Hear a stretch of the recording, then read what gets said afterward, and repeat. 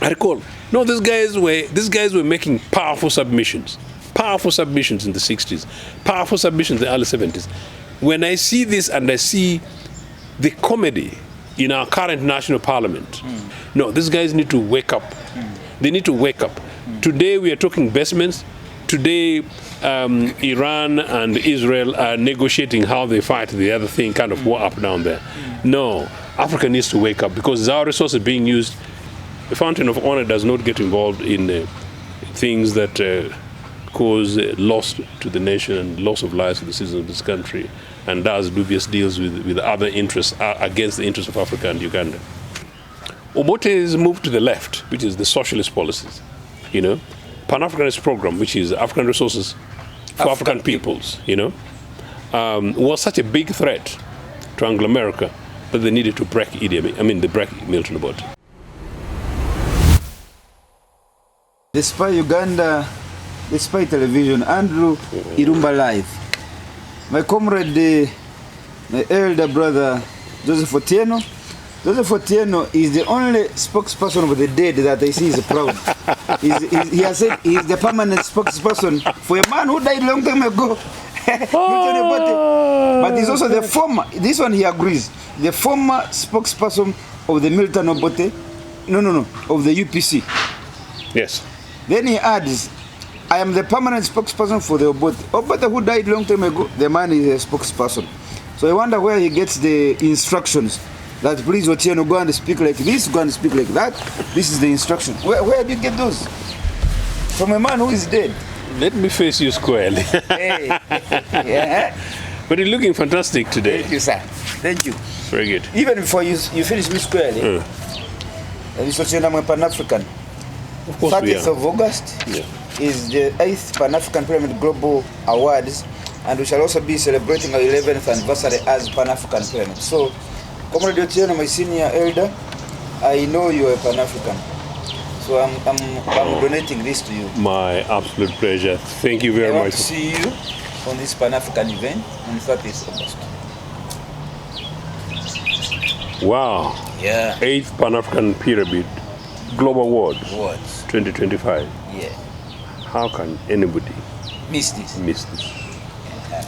Fairway Hotel, 2 p.m. till late.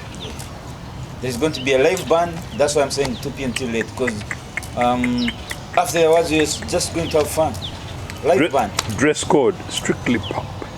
T-shirts or African wear, traditional wear. So this is not an African wear.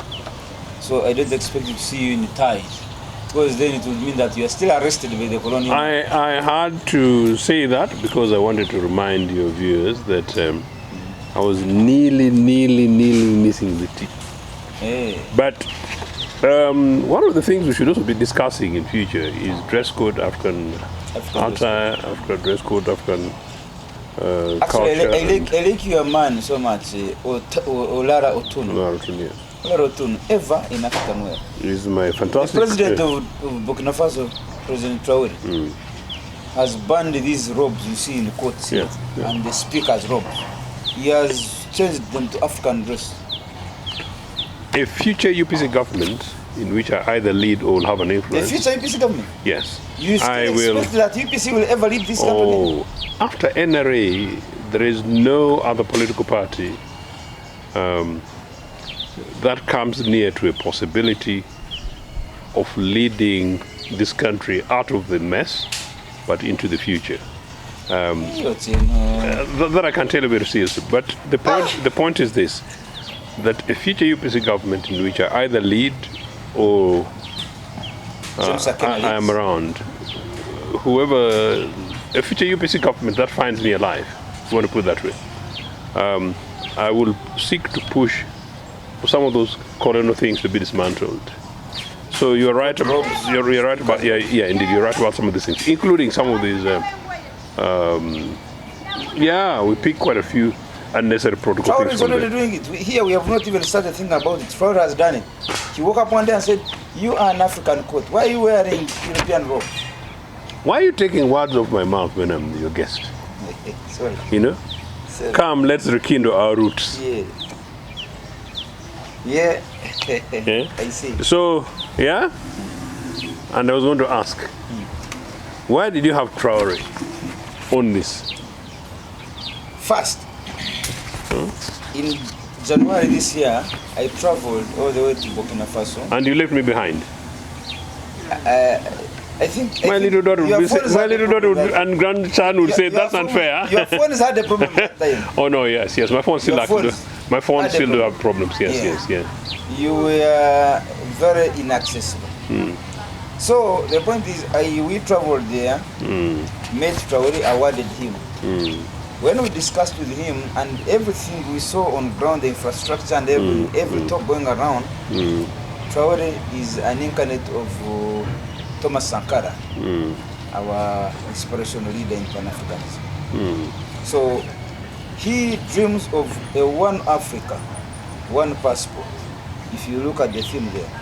So since he's our champion now, it was only fair, since he's been a recipient of the Pan-African Award for this year, to be the face of this year's award. So he's the face of this year's awards, especially on the theme, One Africa, One Passport. United States of Africa, USA. He is championing that. I hope I have answered. No, thank you for doing that. Traore is a young man, isn't he? Yeah. Part of what was bothering me this morning as I was struggling to come into your studio was challenges around infrastructure around Kampala and the level of youth participation in current affairs and our polity. I don't want to cover your notes, but I want to put this in here because let it be part of the spirit around which we have this conversation. I am substantially bothered by the extent of a sense of indifference in some spaces by a certain section of African youth. I'm quite impressed that in UPC, for example, I have mobilized, in the last 4 years particularly, a huge number of technically heavily thinking young Ugandans into the party and who critique these questions and who have conversations after and including question of the African identity, Pan-Africanism, roots and history. And I'm also very delighted to note in the social media and in other places the fact that Traore is increasingly becoming a symbol of the Africa that we need. Yes, Africa that we need, Africa that we want, or indeed the new Africa that some of our founding parents the dreams of the Kwame Nkrumahs, the Patrice Lumumbas, the dreams, and the Milton Obote. The Milton Obote. Yes, and because and why I was bringing you to that, and because you asked me much earlier about Milton Obote. Why you are still a spokesperson of a dead man? No, because Obote the idea. He's still alive. Nkrumah the idea. He's still alive. Martin Luther King Jr. the idea. Dr. King the idea. Yes.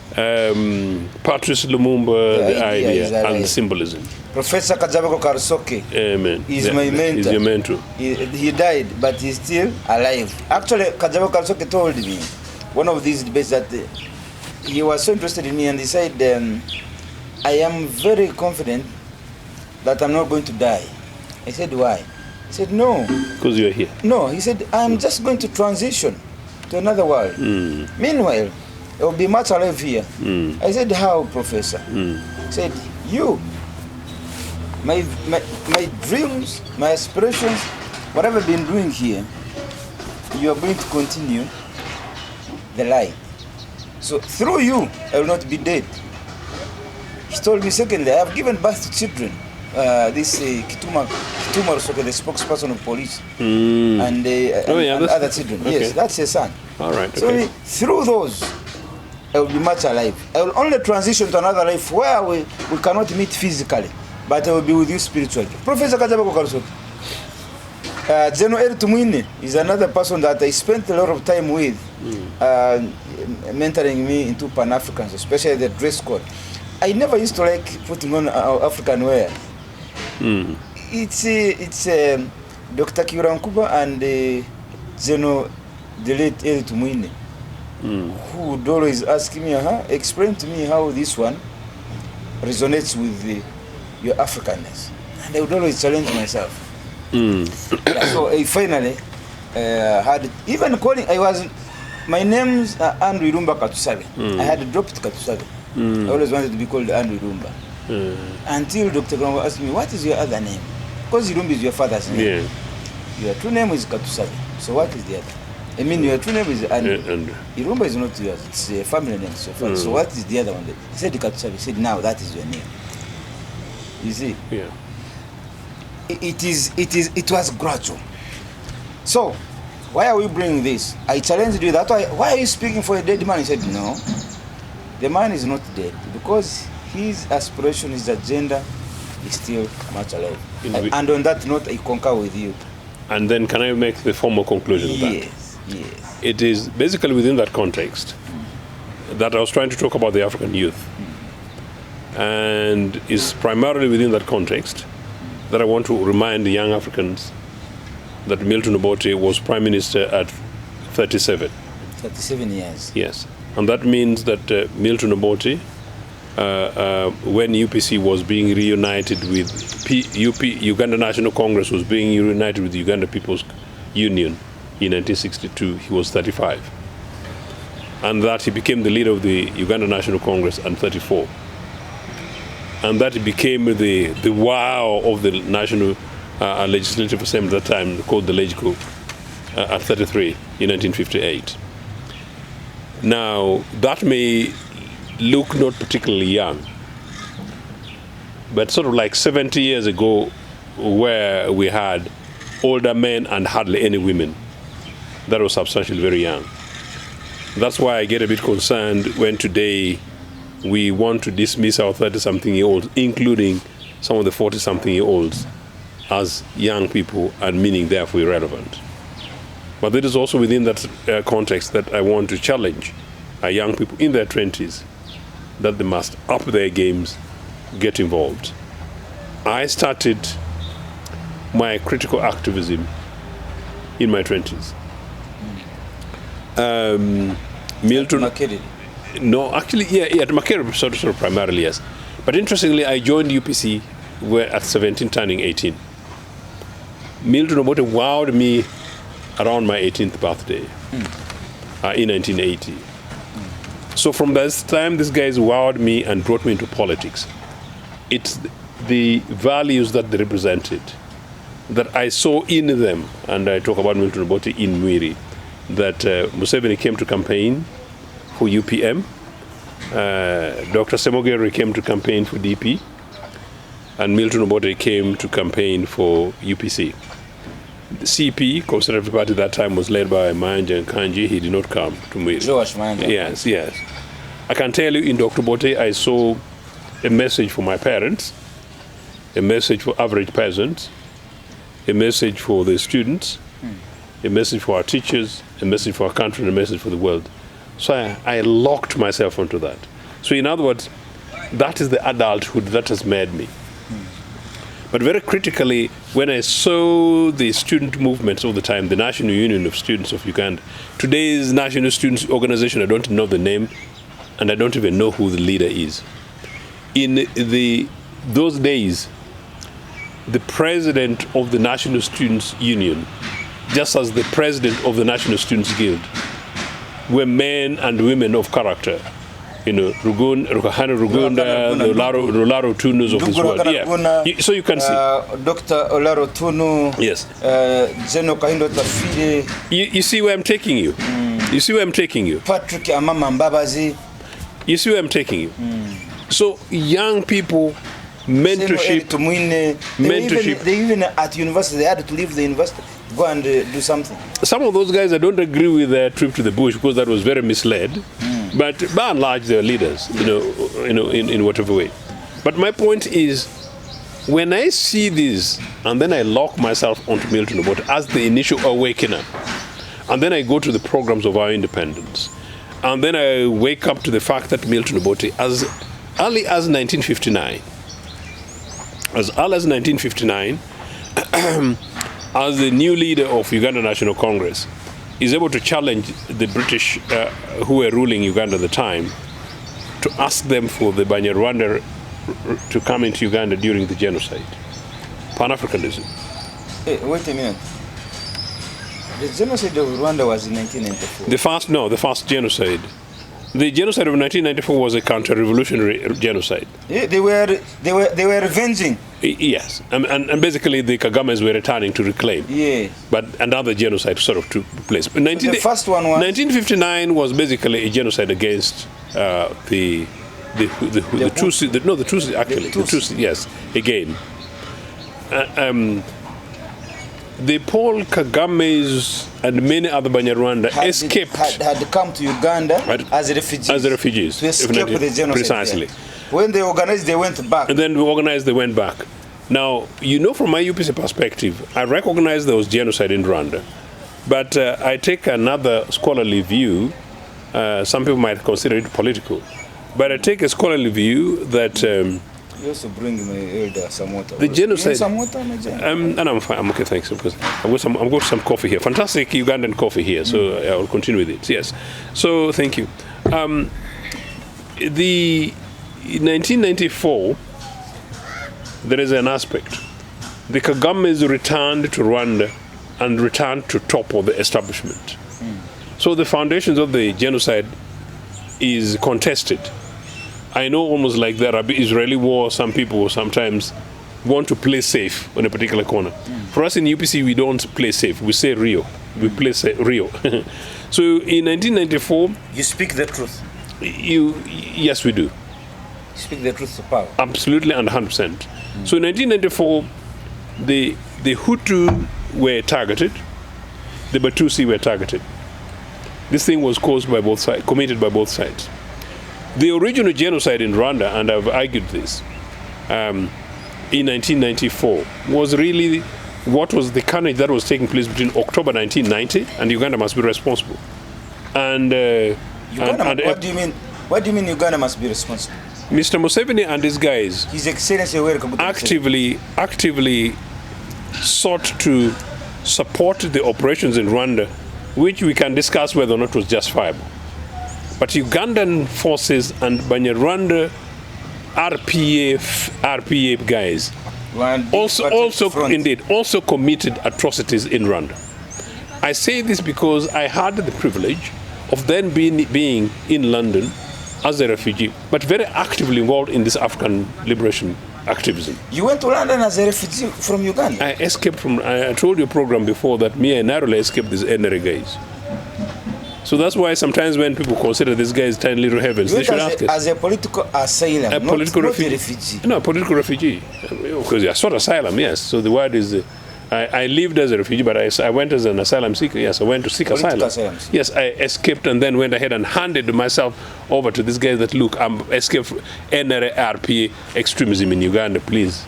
Here I am to you. So the British took me up in 1987.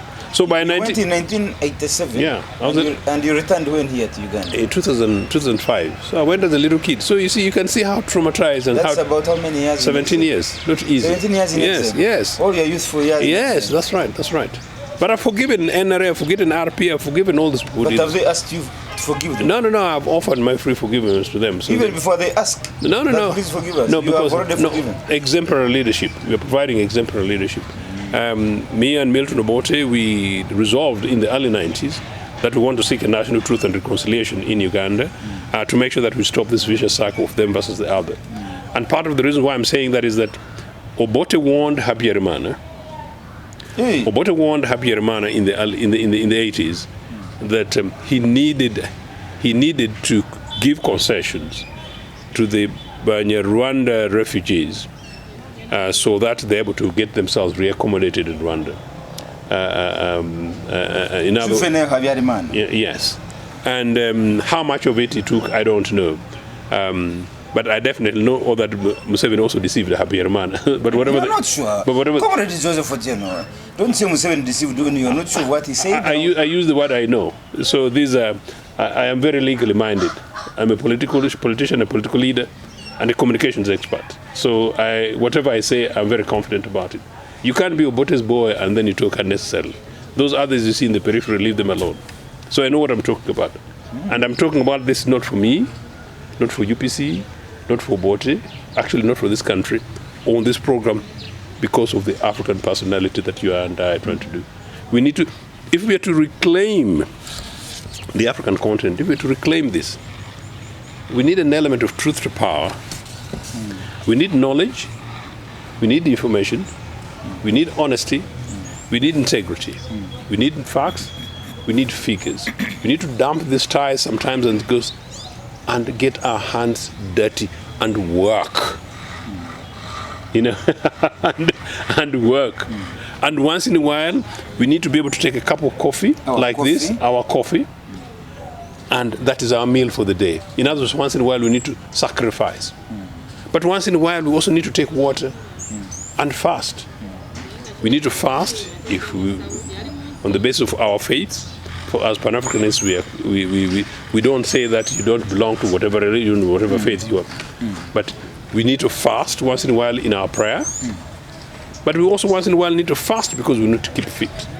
Kind of stuff.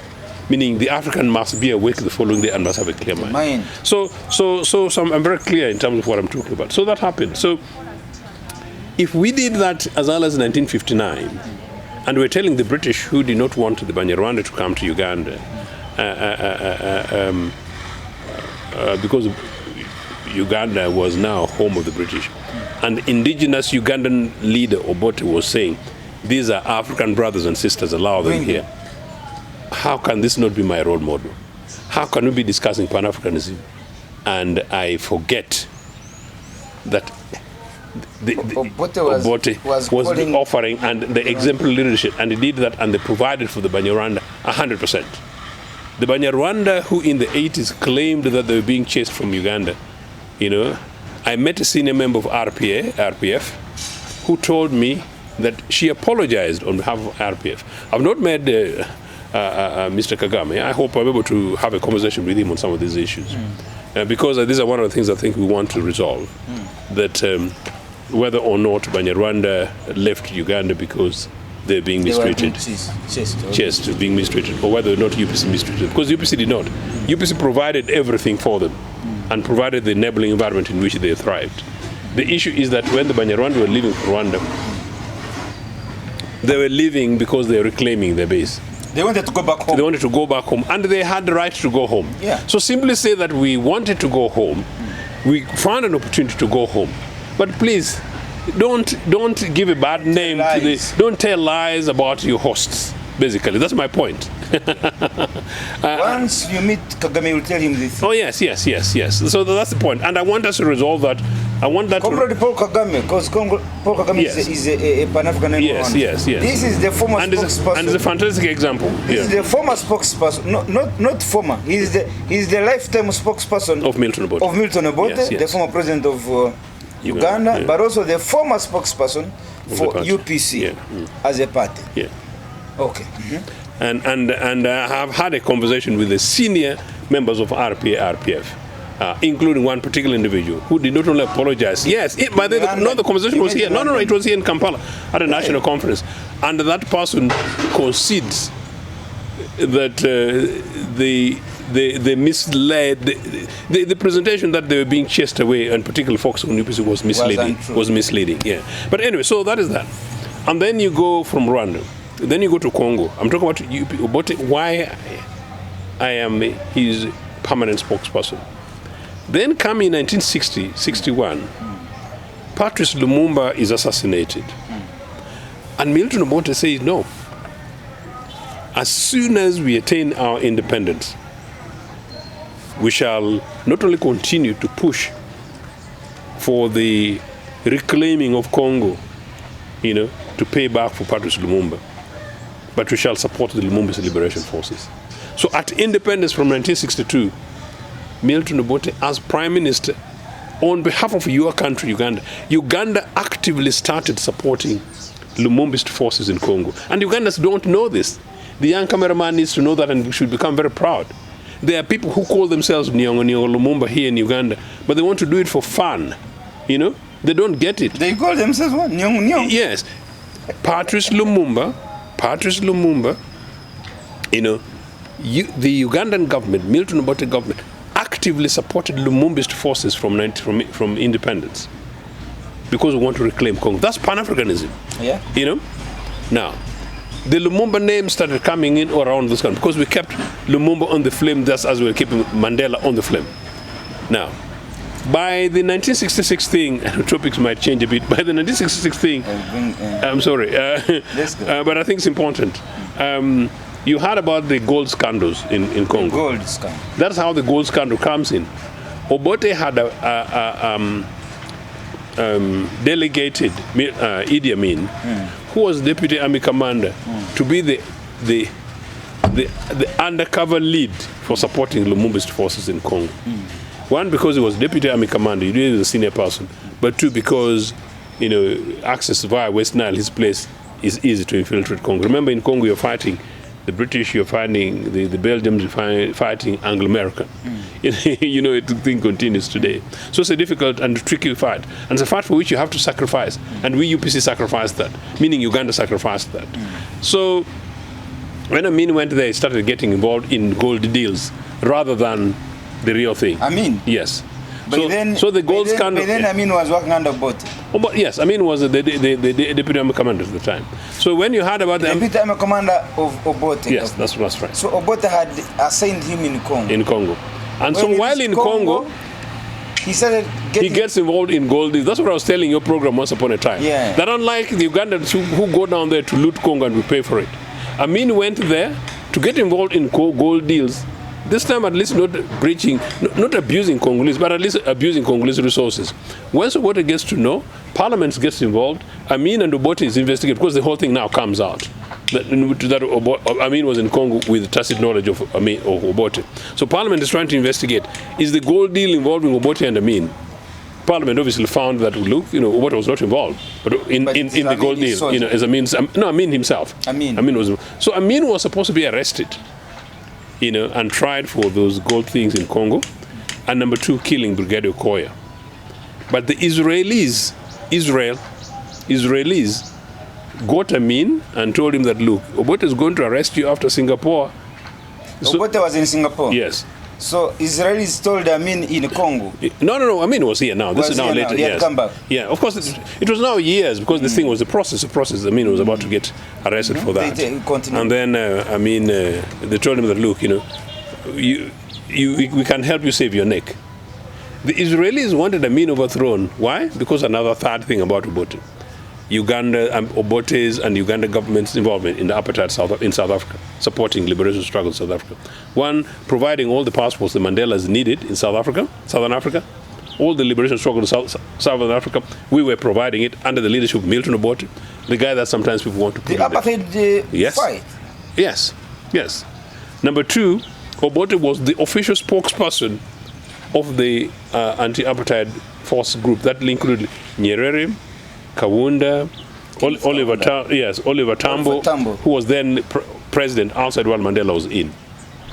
You see, so the imperialists with the Israelis wanted to get rid of the head of this mouthing, the spokesperson who is what? Milton Obote. Do you get the point? Yes. How can we talk Pan-Africanism and you don't say that? We don't talk about this. And you think, is it? So no, I am not a follower of Obote of a Kokoro. I'm a follower of Obote, the idea. The Pan-African. Yes, the Pan-Africanist.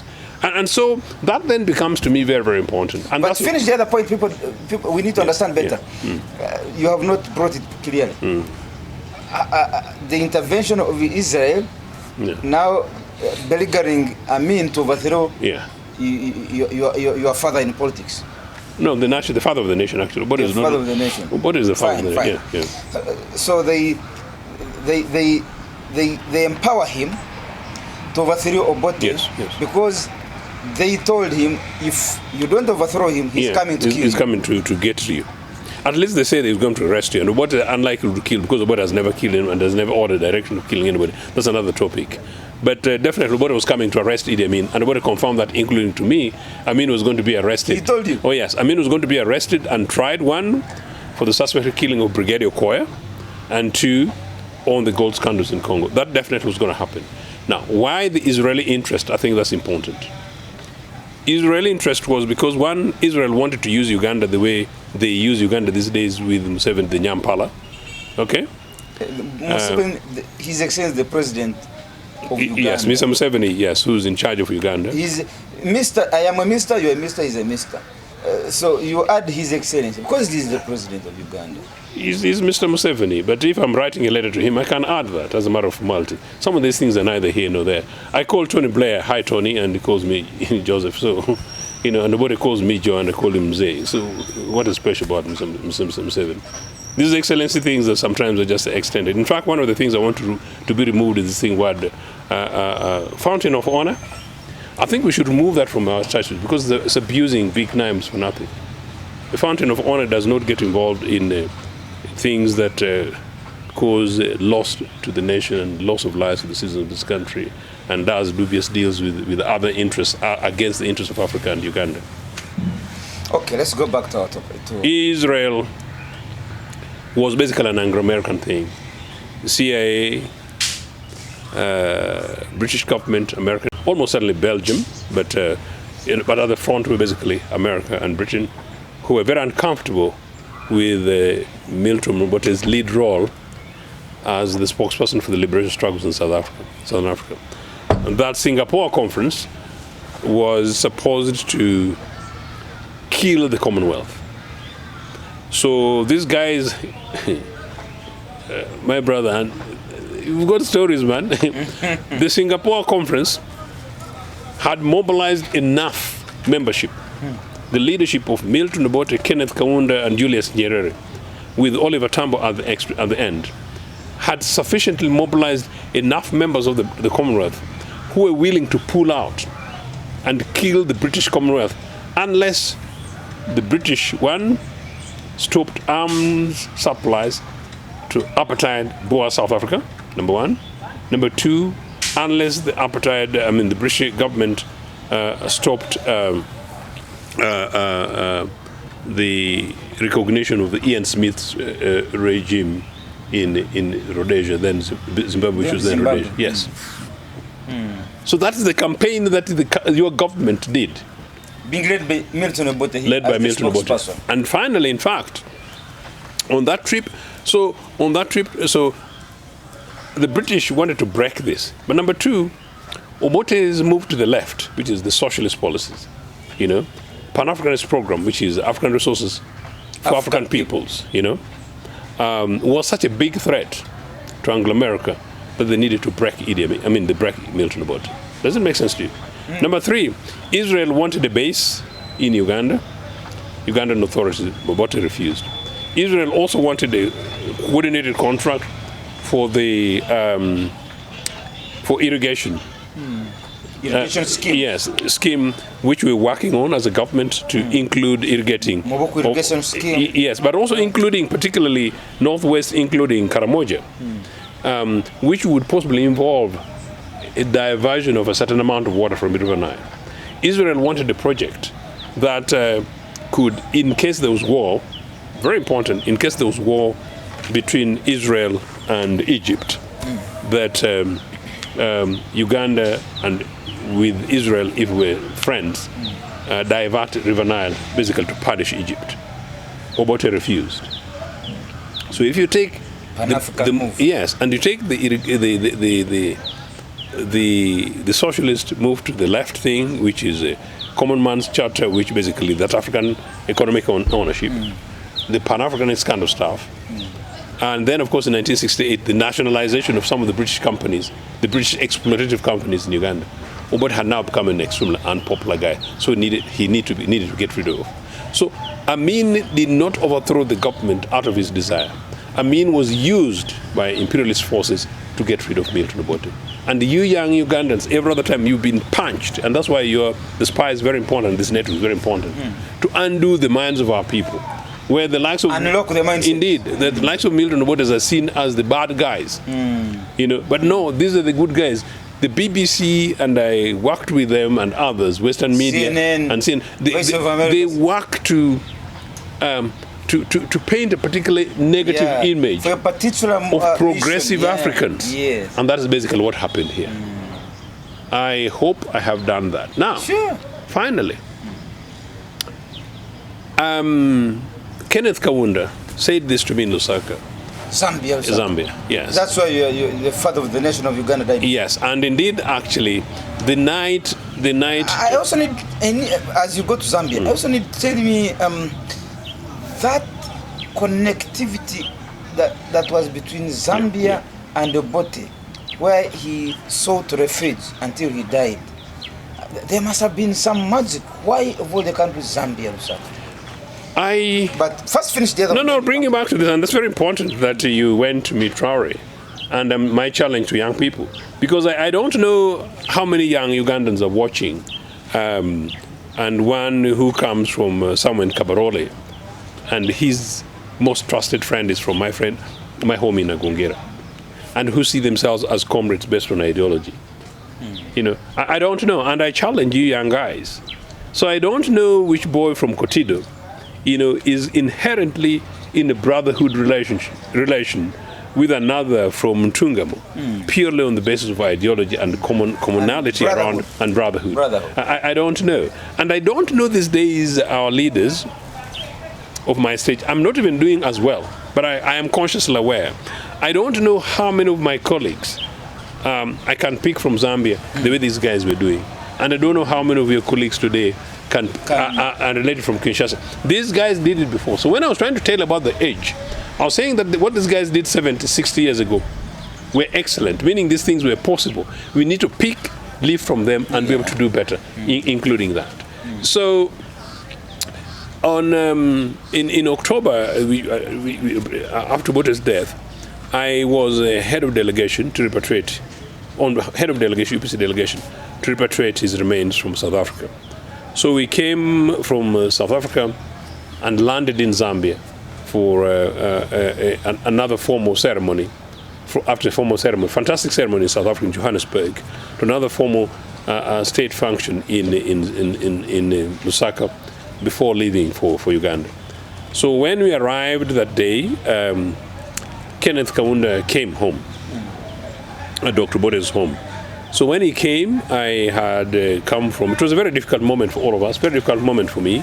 And I can tell you that for me, if I've cried, you can pick together all the cries and the tears I've shed together. And they can't put them together. They can't fit the amount of tears that I poured from you to the Obote. For whatever reason, I don't know. But from the beginning up to the end, there were quite a lot.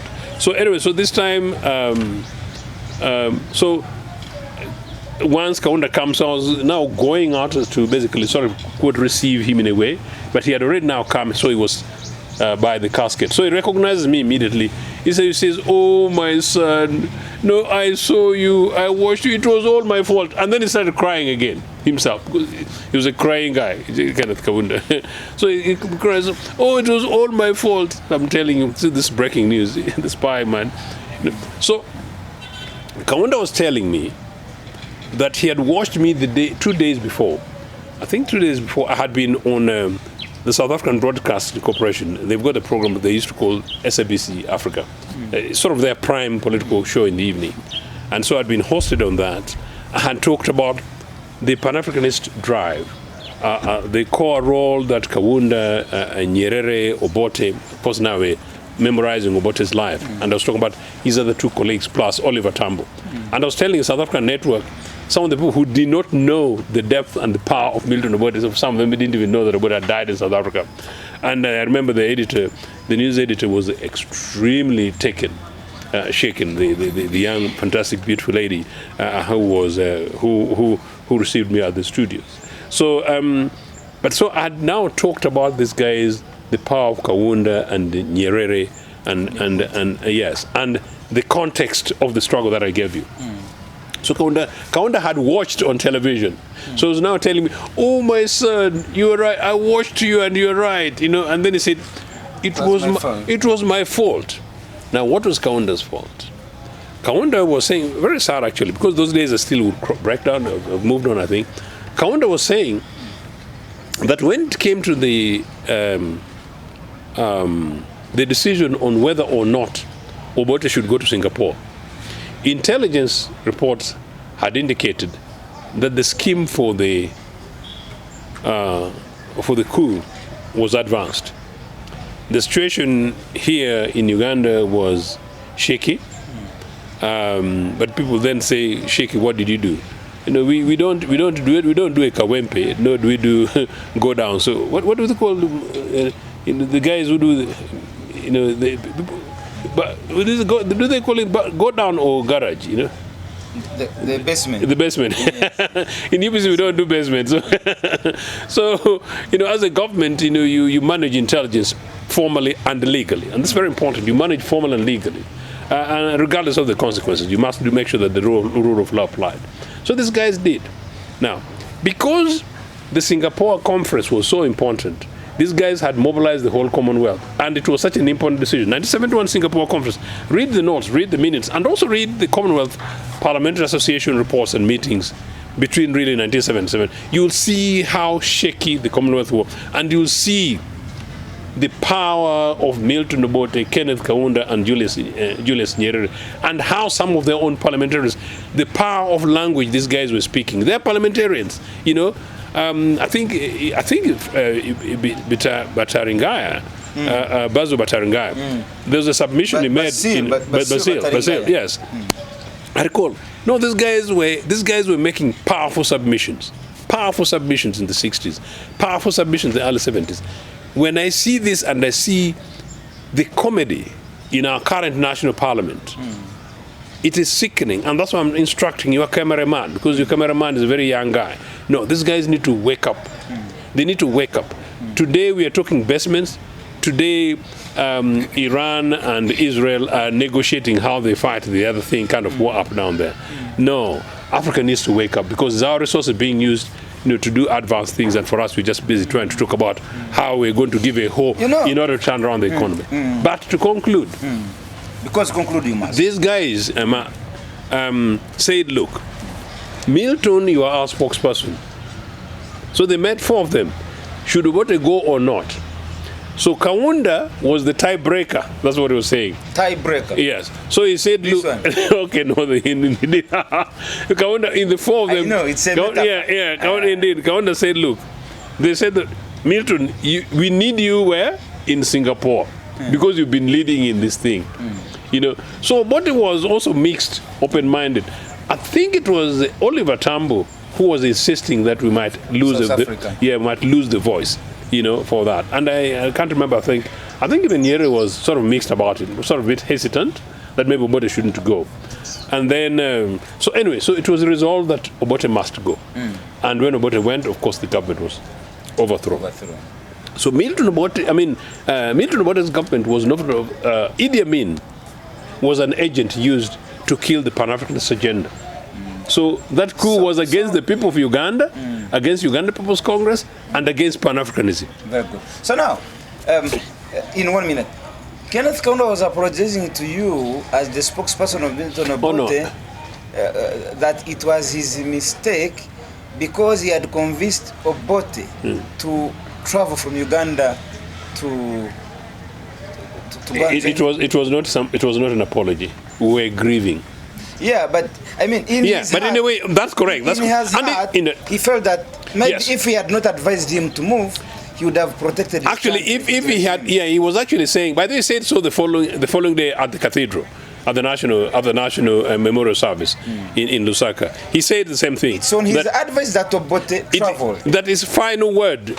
That Obote traveled. And then Obote ended up losing government, and then Amin ended up coming. Yes.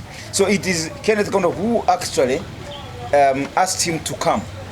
That was that was in his mind. He thinks he was feeling guilty in a way. That's it. Feeling guilty. Although it was a positive gesture, it was an important thing. It was a discussion by 4 leaders. But he feels maybe he wouldn't have, if I had not told him to come, he wouldn't have lost. Not told. If he was possibly, if he did not, because it was a debate, of 4 leaders. Should we, shouldn't we, should we go, So it was not necessary that it was Kaunda who said you must go.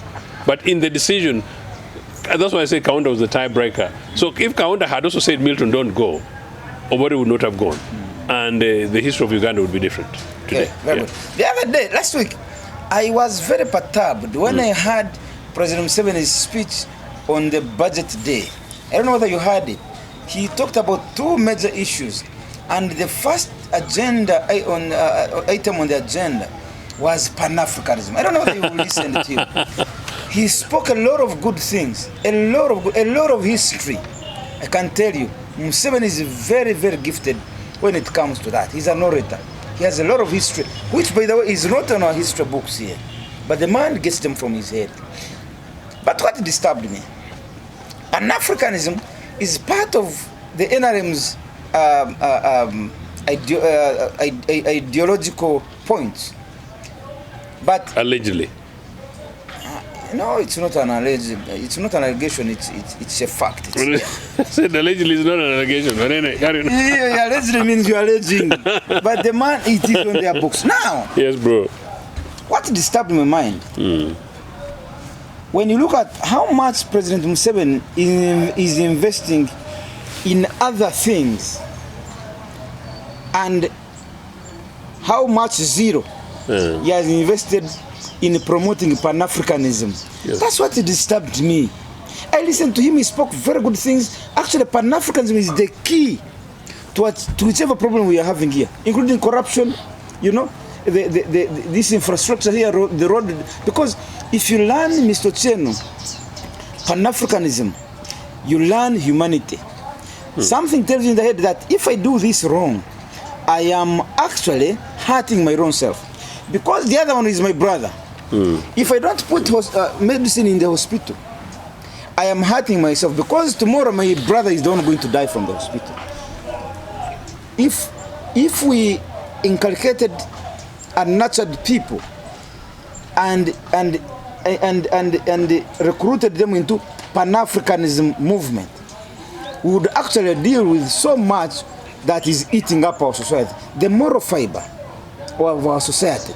When you see somebody stealing medicine worth 10 billion, then those people who are supposed to be treated end up dying. Then this person picks maybe 100 million and goes to build a church in his home village. And then people are clapping. They are not, he himself knows that he's doing this in trying to buy people's mindset.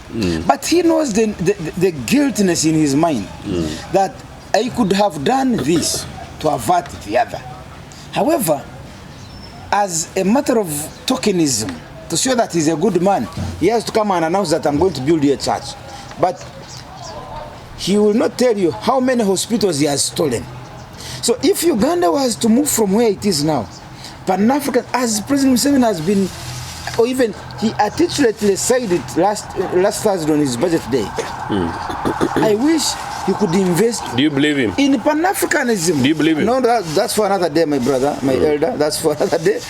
But for me, I want to believe that he understands what he's talking about, and he has what it takes to begin from now to inculcate Pan-Africanism in, you know, you'll see this, the government systems. If you inculcated just a little bit of Pan-Africanism by way of funding, I have been here, Mr. Ochieno, I've been here championing Pan-Africanism for the last 11 years. I have never seen a single support from the government, never. However, I have structures almost in all universities, in secondary schools. I gather youth from all universities every Friday at Fairway Hotel. Don't you think that somebody like that would be supported? Because that's your dream. I am doing it for you, but you're not even supporting. So when you're talking about, if you are here doing my dream, I should be able to support you so that my dream can move ahead. This is not what they're doing. Uganda is the host of the entire Pan-African Movement Global Chapter. Did you know that? Are you aware?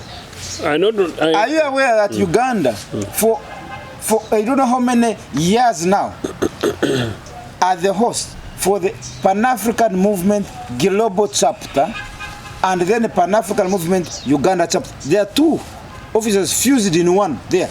Go and ask them their activity calendar. Go and ask them. And by the way, they get funding from the Pan-African Parliament. What do they do with it? And that's what I'm asking you. So, President Museveni is the patron. Do you know President Museveni is the patron? General Tito Okello is the chairman. Ask them, apart from speaking, what are you doing on the ground?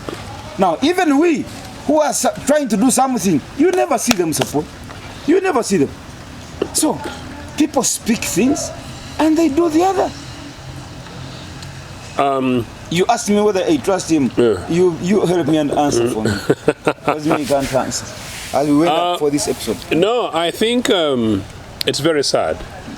Pan-Africanism as a concept has been used and abused. The African personality and African identity has been used and abused.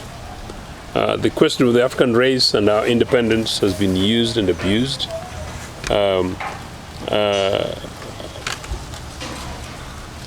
I have told you other programs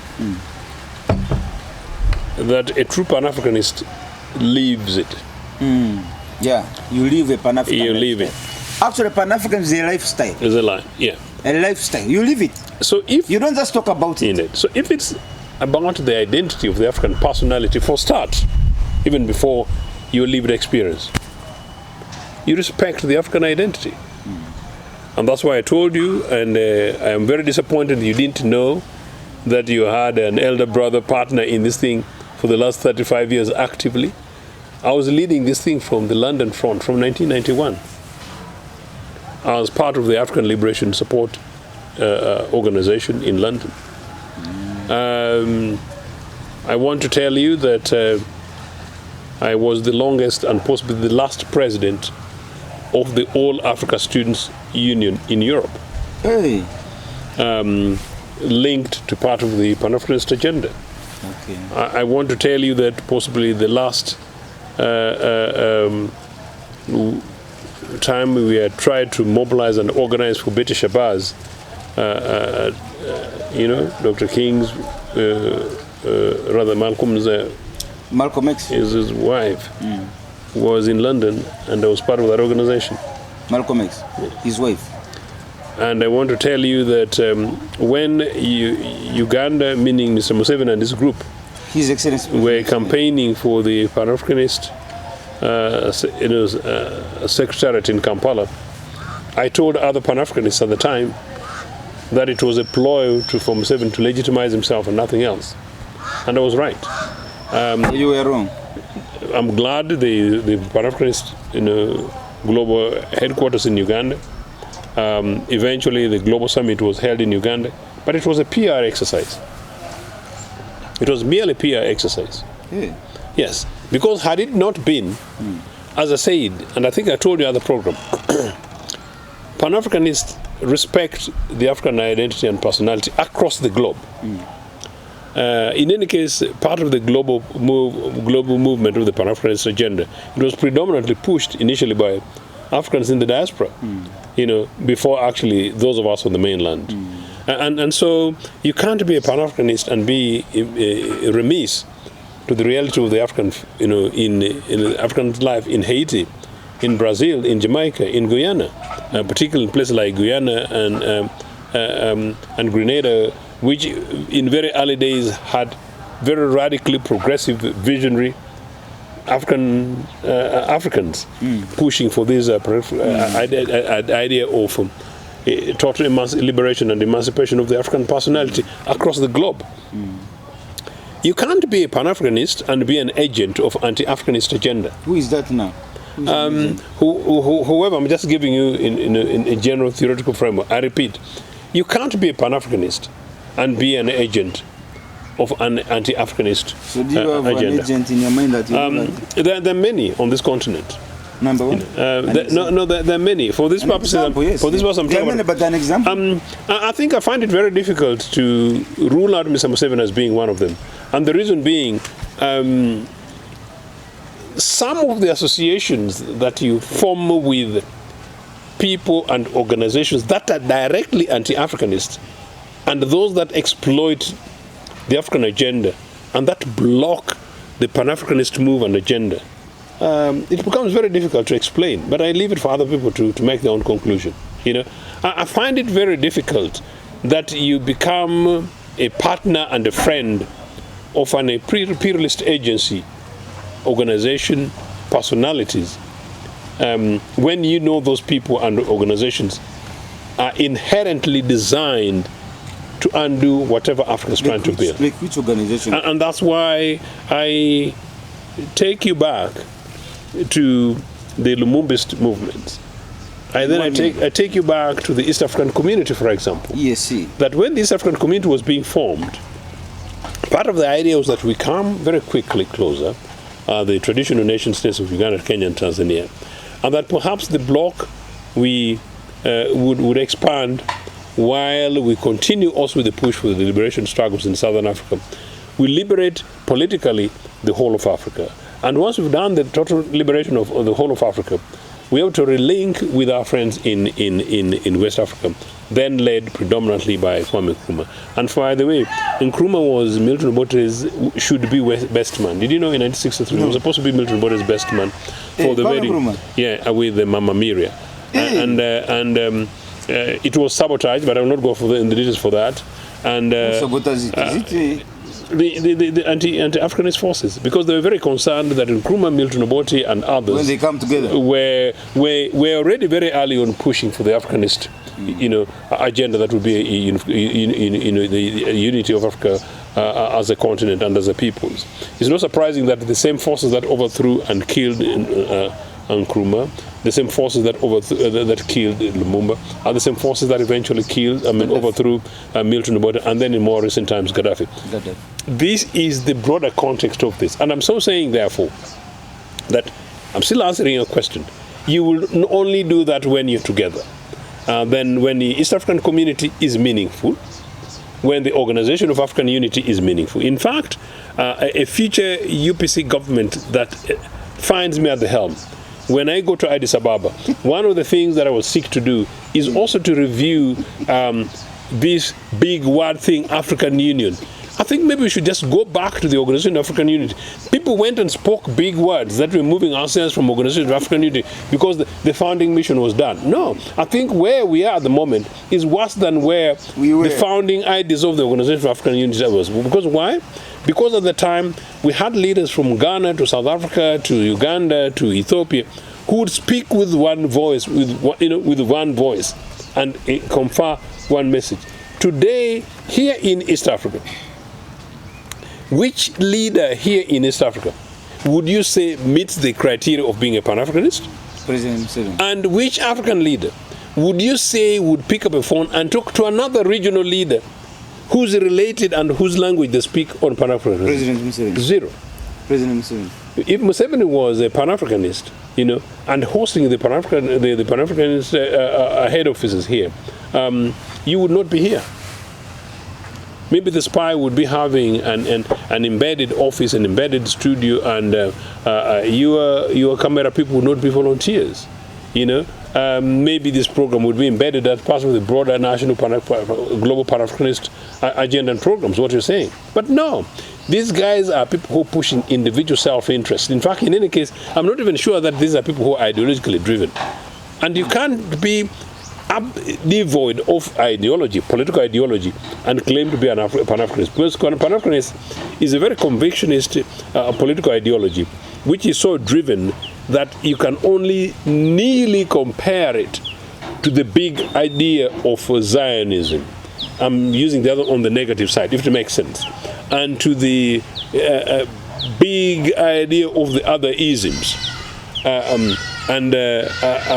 To be therefore a Pan-Africanist, you would need to be able to qualify through much more mobilized organization, the kind of language that Traorés are talking, that yes, take back, as Dr. Lara said of Uganda, take back our country, take back Uganda.